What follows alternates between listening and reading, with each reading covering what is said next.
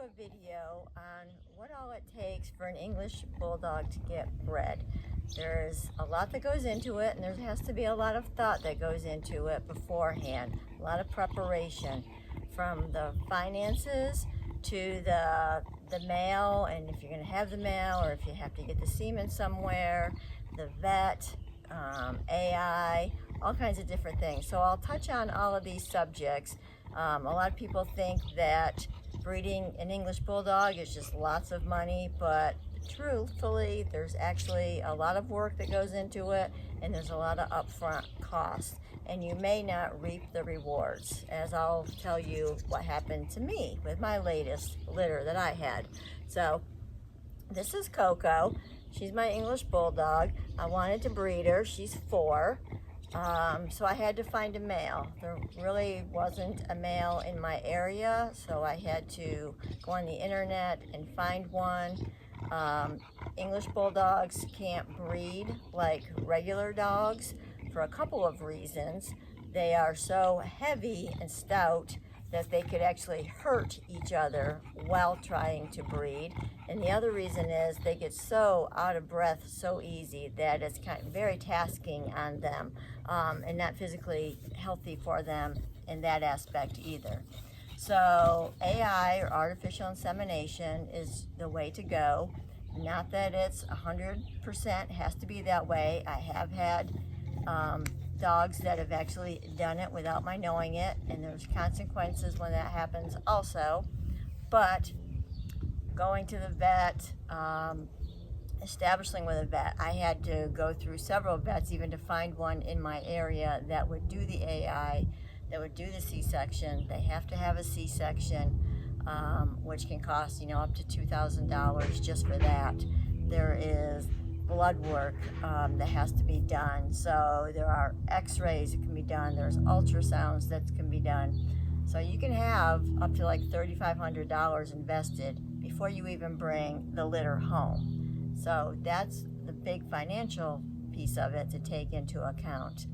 When you find a male, you either could take the male with you to the vet and have the vet collect the semen. You can have the semen shipped to you overnight, which there's a lot of back and front cost and coordination that would go along with that in itself.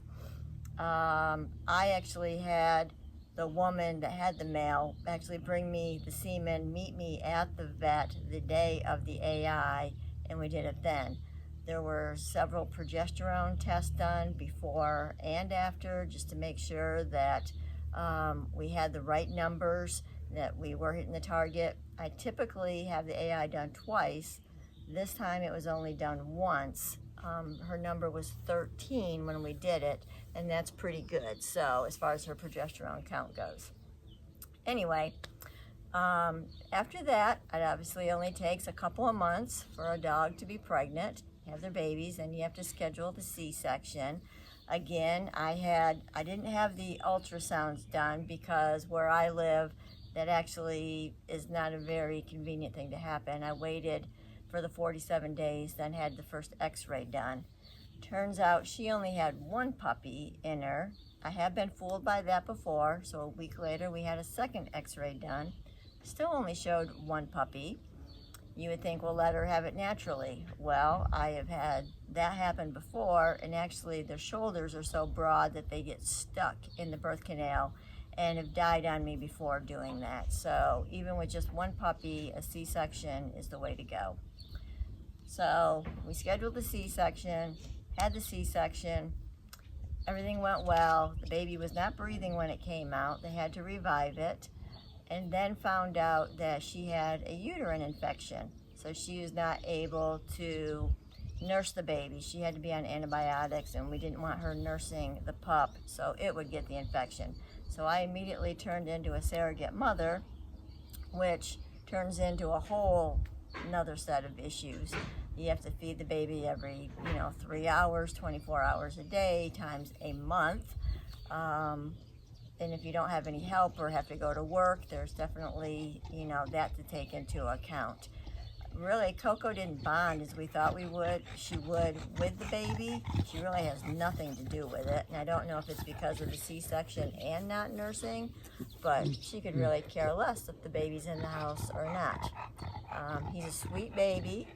He's a week old now, but there are definitely a lot of things to take into account. It's not just, like I say, all money.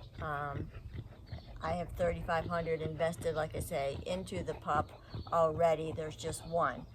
Lots of times you may have more than one because of her infection and it wasn't caught ahead of time. They think that's maybe why she didn't have a larger litter.